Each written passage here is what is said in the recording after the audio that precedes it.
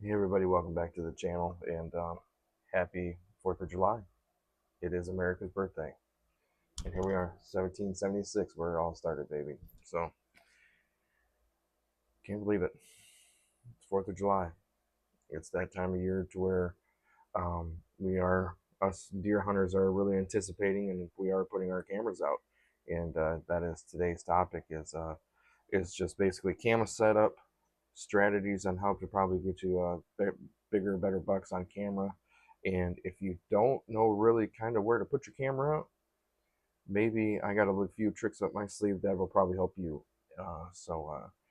That is today's video. So just sit back, relax, and welcome to another episode of Michigan Boneheads Outdoors. So before we dive into, kind of camera setups and strategies that helped us in the past, want to let you know what we use. We use the SpyPoint Flex M cell cameras, and guys, I put videos on that in the past, and they are ultimate game changers, especially in like the northern Michigan swamps. These things still have connection. Um, it is kind of quite remarkable on how good the connections are on these SpyPoint Flex M's. It doesn't knack on whatever you guys are using. If whatever you use works for you, then so be it. But for us, we use the SpyPoint Flex M's. Like I said, we had a lot of really good um, videos and pictures in the past, and that's just what we just kind of continue to use. So just a little specs on that. Um, you get like a bundle pack for probably about like $120, $130. The plans that they come with, I think I pay for like $10 for each camera, and that is unlimited. I get unlimited videos, I get unlimited pictures. Um, I haven't had to call tech support or anything like that yet. Because let's just be honest, sometimes cameras do malfunction. I mean, it's just technology, it does happen, but I haven't, for the past 2 or 3 years that I've been running these SpyPoints, never never had to call them. Always had phenomenal, just good stuff going with these cameras. So that's a little shout out for SpyPoint Flex M. So SpyPoint, if you're hearing and you're listening, keep on building the good stuff that you have. So let's just get into the meat and potatoes of this video, guys. And I'm pretty sure that's why you clicked on it. What are the strategies that you use? How do you, where do you put your cameras, Matt? This, that, and the third to catch these big bucks. And I'm definitely going to show you where I put them at. I'm actually going to give you scenarios. If I was in your shoes, and if this kind of correlates with maybe some spots that you have that you just don't really know how to set up the cameras on, or you just, you're a lot of people sometimes are just lost. They just kind of throw a camera up and just kind of hope for the best. I want to show you where to put these cameras at and where to set them up to where you actually catch the buck of hopefully your dreams. Okay, it's thickets. Thickets are a big buck's dream. Thickets, they are allowed to walk around in daylight without any, very hardly at all disturbance. Um, they're just, they are what they are called as thickets. They're just gnarly and nasty, just a hidey hole for a big buck to continue to grow and to get age on them. Thickets are the most luck that I've had. I kind of decipher a little bit of thickets. But the problem with thickets is that they are, here we go, just repetitively saying thickets, but it is just so thick sometimes to where you just can't get a shot off. You can't walk through. Um, Even if you do get a glimpse of a buck or a doe or whatever that you might want to shoot in a thicket, it's you just have just a little glimpse of them and then they're gone. Um, but thickets are an amazing bedding area. If there's a way that you can actually kind of hunt off the thicket without actually diving into the thicket, that's kind of a better scenario. So the scenario that I have for you guys is this. So like I said, don't make fun of my drawings here, because like I said, I'm not Picasso. Okay. So let's just pretend all this is thicket. All of this is thicket. And then you have a little bit of like hardwoods right up in here, you know, and there's hardwoods meets another point. Like I said, all this stuff is thicket. What's going to happen, guys, is they're going to use these thickets. They're going to bed in these thickets, but they're going to use the transition lines to get from one spot to another spot. Deer are lazy. They try to use, they try to burn as less calories as they possibly can. So what they're probably going to do is they're going to walk up the transition line. They're not going to walk straight into this thicket, because for a buck that has a big rack, he's just constantly going to get stuck on limbs and stuff like that. So what he's going to try to do is find the easiest route to get from point A to point B. And that's exactly what he's going to do. He's going to follow this transition line, because if anything spooks if anything spooks him, what is he able to do? He's just able to just jump right back into the thicket, and he knows that he'll be safe. So he's going to walk these transition lines. The important part about these points here is that this is the easiest spot to get, and the smallest spot to get to from point A to point B. So that's where I would drop a camera. I mean, hands down, would drop a camera. If you have two land features that get so close to one another, but it's just that little gap right here is still filled with thicket, you're gonna catch deer and wildlife or whatever it may be all day long on these cameras. And if I was a betting man, which I don't really bet, but if I was a betting man, I would put a camera here on this little point. I'll put a camera here, and I'll put a camera here. You will catch something if you put cameras on those points. I guarantee it. Like I said, he will, or they will, like I said, they come from either side. Because like I said, this little gap here is the easiest route to get in from point A to point B. So like I said, that's where I would probably drop my cameras at. What I would also do too is drop a camera right off the point on the transition lines, because you have no idea. Like I put in here, these could just be different trails to come from the thicket to get to this landmass here. Let's say if maybe there's a landmass that's filled with oaks, or or just different browse, or maybe this is the way to get to, like if you have a food plot or something like that. I would put cameras on here. What I would do is I would walk the transition line when I'm scouting and see if there's different runs coming off from the thicket to the landmass here. What you're trying to do is you're trying to catch his route. You're trying to catch whatever possible way that these big bucks, or a big buck, or whatever that you are after, how are they moving. So that's what I would do, is I would actually put a camera here on this pinch, on this little pinch thing right here, and then I would go on the transition line and try to find the most heaviest run coming out of thickets, and possibly put cameras there. Let's say you do catch the biggest buck of your dreams coming from, he is using this little land bridge here. He's using this little pinch point. I would put a stand right here, and I would put a stand right here. Judging by it, your wind, however, if you're into the checking the wind, make sure that wind's all right for you. Me, I don't check wind because I use ScentLok. I do have a video on actually how to use ScentLok. I know there's a lot of biased opinions on it, but if you watch that video on my channel, I'm pretty sure that I'll probably change your mind. But I use ScentLok, so I don't pay attention to wind. So if I'm in this stand here, and let's say I watch him kind of just get out of range and he's walking over here, guess what I'm going to do? I'm going to go on this stand tomorrow or the next day. If I see him come through here, and he's coming through here, I'm gonna hunt that stand.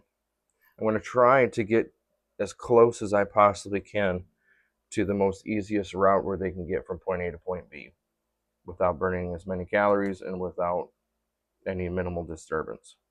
And possibly during the rut also, this is a major rut funnel. So that is one scenario that I have for you. So the second scenario that I got for you guys is rivers or creeks. Um, I'm a very big believer that bucks do gravitate towards any type of water, whether it be like watery marshes, or like I said, with rivers. If they butt up against like oxbows, that's like a totally different thing.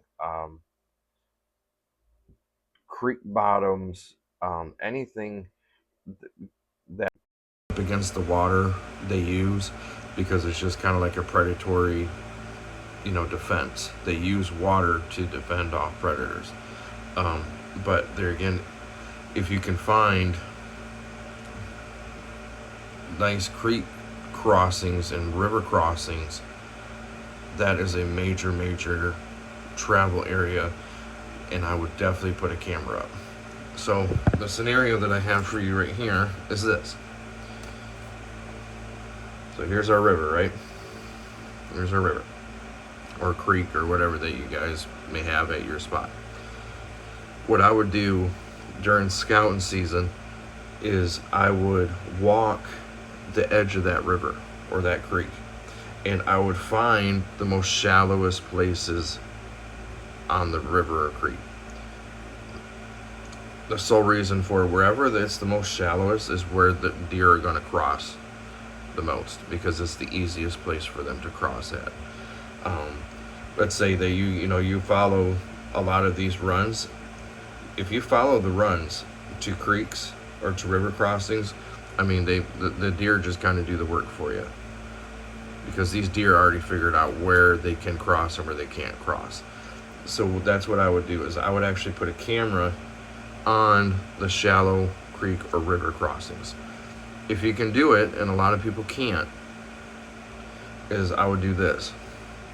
I would put a camera on either side of the creek or the river on them crossings.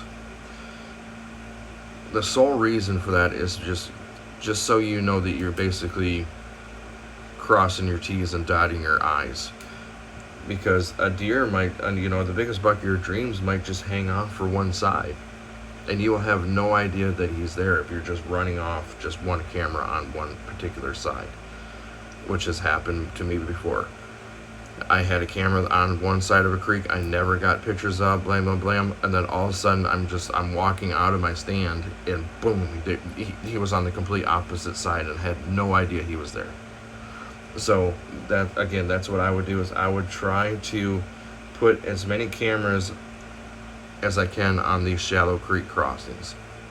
Like I said, one on this side, one on that side. Also, what I would do, if I wanted to hunt this, is I would try to find the most beat trail, whatever it is, but I would find the trail that is the closest to this crossing, and then I would put a stand up. If this trail's hot, or this trail's hot, that's where I would put the stand at. Let's say like this is like an oak ridge up here, okay, and this is all thicket. What are they gonna do? They're gonna bed in this thicket, and they're gonna cross the shallow creek crossings going up to the oaks. So that right there is number 2 on creeks or river crossings. And the third and final one that I have for you guys is swamps.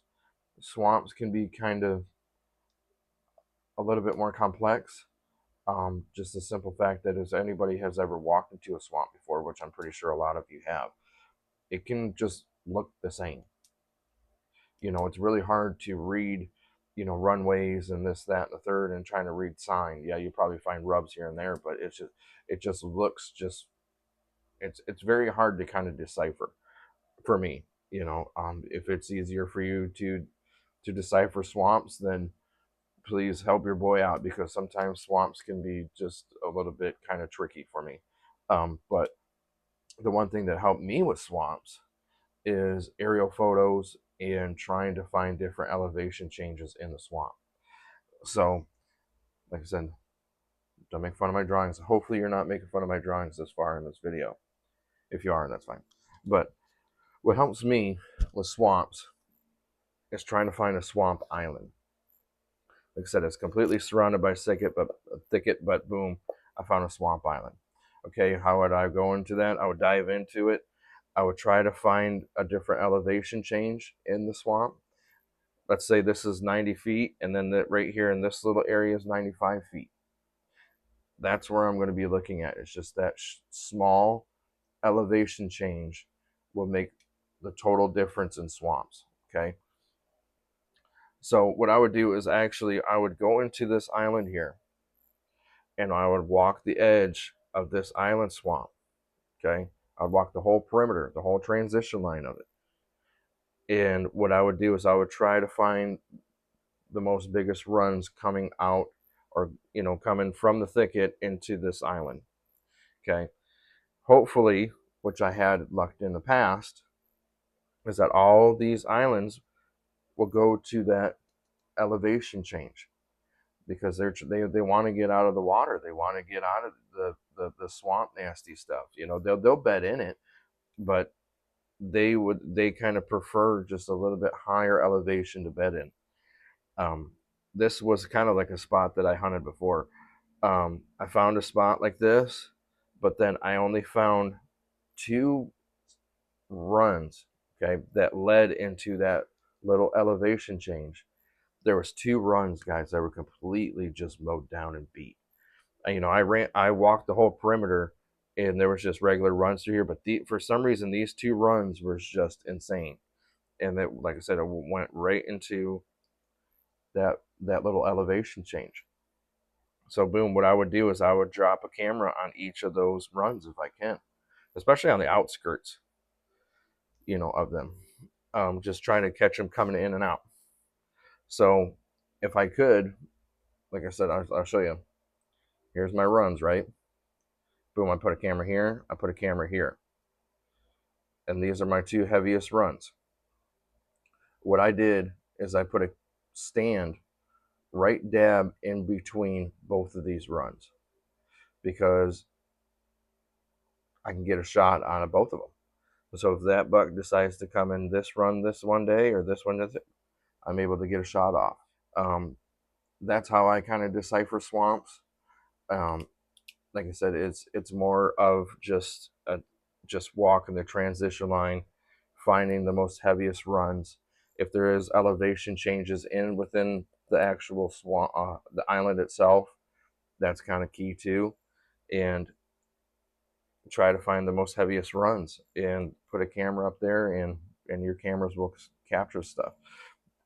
The better scenario for this too, like for this whole scenario, is let's say you do everything right, you go around the transition, you find the 2 runs, boom, you find a big time oak tree, a lone oak tree in that swamp island.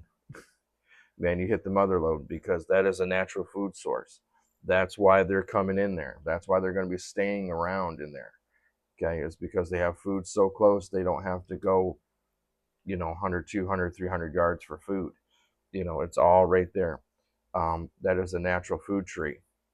So if you have a spot that's kind of set up like that, I would be really, really close to that food tree. If not, if you don't have that food tree, there again, I'd be looking for the different elevation changes. Just kind of decipher if this is a little bit more thicket on there because they're trying to bed higher up into the island here. They want to get out of the water. So 3 tactics helped me be successful, and hopefully these 3 tactics that I showed you can help you and kind of decipher where you should put your cameras at, and hopefully these tactics help you to have the most success. That's what I'm trying to do, is take my personal experiences and help you. All these scenarios that I showed you had phenomenal success with, seen some of the biggest bucks of my life. Got the most biggest bucks on camera doing this. Um, missed the biggest buck of my life last year on one of these scenarios, and it's the proof is in the pudding. But like I said, I'm trying to use my personal experiences in helping you guys. If you like the video, guys, please subscribe to the channel. Just so you know, I also have another YouTube channel. It's all just our Michigan Bonehead Shorts. You can follow it on Michigan Bonehead Shorts on YouTube. There we just do everyday funny things and different product reviews and just kind of show our kind of testimony on what we kind of captured on the cameras thus far. So if you can, please subscribe to both channels, and we really greatly appreciate it. And just remember, guys, always keep bringing traditions back home, and we will see you on the next video. Thanks, guys, so much. Like I said, have a happy 4th of July. Peace.